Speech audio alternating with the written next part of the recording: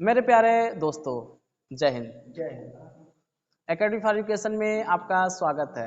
हम daily by daily मिलते हैं। बोर्ड की तैयारी शुरू हो चुकी है। आज हम बात करेंगे मैथ के बारे में, अंकगणित के बारे में, गणित के बारे में। तो हमारे सामने बहुत सारे टॉपिक उपस्थित रहते हैं। डेली बाय डेली हम मिलते हैं, किसी न किसी टॉपिक के बारे में बात करते हैं। तो आज तो बात करना है किसके बारे में? गणित के बारे में।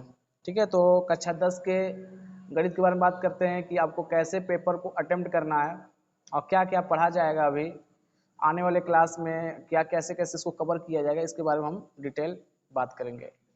तो चलिए हम बात कर लेते हैं। इसमें आपको सबसे पहले देख लेते हैं कि कक्षा 10 में जो नवीन पाठ्यक्रम आया हुआ है, तो पहला जो चैप्टर हमारा है सांख्यिक संख्या पद्धति है, जिसमें से 5 अंक के पूछे जाएंगे एग्जाम में। दूसरा जो चैप्टर हमको पढ़ना है बीजगणित का। अब बीजगणित में पूरा जो है 18 नंबर के प्रश्न आएंगे। निर्देशांक ज्यामिति के 5 नंबर के आएंगे, ज्यामिति के 12 नंबर, त्रिकोणमिति के 12 नंबर, मेंसुरेशन के 8 नंबर और सांख्यिकी तथा प्रायिकता के 10 नंबर। नंबर सिस्टम के दोबारा पढ़ दें, नंबर सिस्टम के 5 नंबर्स, एल्जेब्रा के 18 नंबर, कोऑर्डिनेट ज्योमेट्री के 5 number, geometry 12 number, trigonometry 12 number, mensuration 8 number और संख्या पद्धति जो है आपका ये इसमें सांख्यिकी तथा प्रायिकता जो है प्रोबेबिलिटी एंड में कितना नंबर पूछे जाएंगे? 10 नंबर। तो टोटल मिलाकर के हमारे कितने नंबर होंगे? 70 नंबर होंगे।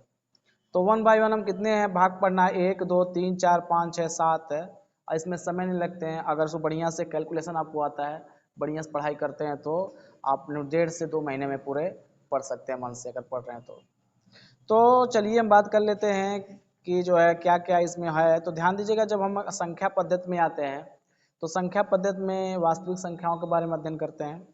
इसमें यूक्लिड विभाजन प्रमेय का, अंकगणित का आधारभूत प्रमेय, ठीक है, उदाहरण सहित देना है। √2, √3, √5 अपरमेय संख्या के बारे में बताना है, उसका सत्यापन करना है। परमेय संख्याओं को शांत अशांत आवर्ती दशमलव के पदों में क्या करना है? निरूपण करना है। तो ये आपको 5 नंबर इतना आपको मिलेंगे। इसके अलावा आप जो कि देखेंगे, जो आपका मैगजीन मार्केट में आता है, क्या क्या क्वेश्चन बन के आते हैं पिछले साल का, जो 2022 में जो पेपर हुआ था, ठीक है, 22-23 में, तो उसमें देखेंगे किस तरह का क्वेश्चन मॉडल बन रहा है, उसके बारे में हम क्या करेंगे, डिटेल बात करेंगे।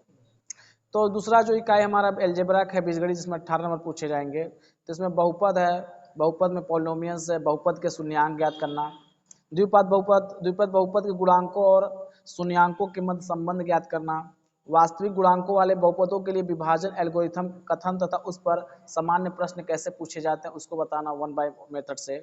उसके इसमें दूसरा जो टॉपिक बीजगणित में 2 चर वाले रैखिक समीकरण युग्म, ठीक है, 2 वेरिएबल इक्वेशन में पढ़ा जाए। 2 वेरिएबल और इक्वेशन जो है 2 चरों में रैखिक समीकरण युग्म और रैखिक युग्म का ग्राफी विधि से हल करना। इसमें 4 विधि होती हैं। पहला है 2 रैखिक युग्म दिए रहेंगे, उसमें ग्राफी विधि से क्या करना रहता है? हल करना रहता है। दूसरा जो होता है बीजगणितीय विधि में प्रतिस्थापन विधि, विलोपन विधि और बजगुणन विधि। प्रतिस्थापन का मतलब होता है सब्स्टिट्यूशन मेथड, विलोपन को बोलते हैं एलिमिनेशन मेथड और बजगुणन को बोलते हैं क्रॉस मल्टीप्लिकेशन मेथड। तो इसको हम क्या कर सकते हैं कि जान सकते हैं कैसे इसको हल किया जाए। उसके बाद आ जाएंगे जो तीसरा चैप्टर आएगा मेरा, तीसरा टॉपिक द्विघात समीकरण, जिसे क्वाड्रेटिक इक्वेशन कहते हैं। क्वाड्रेटिक इक्वेशन में हमको क्या पढ़ना है? मानक द्विघात समीकरण पढ़ना है। उसका जो मानक द्विघात समीकरण होता है ax² + bx + c बराबर 0 होता है। a is not equal to 0। द्विघात समीकरण केवल वास्तविक मूल का द्विघात सूत्रों द्वारा गुणनखंड द्वारा पूर्ण वर्ग बनाकर हल निकालना। द्विघात समीकरण का विविधीकरण और उनके मूलों की प्रकृति के बीच संबंध ज्ञात करना। द्विघात समीकरण के दिन प्रतिदिन के अनुप्रयोग इन पर आधारित इबारती प्रश्न को हल करना, ठीक है।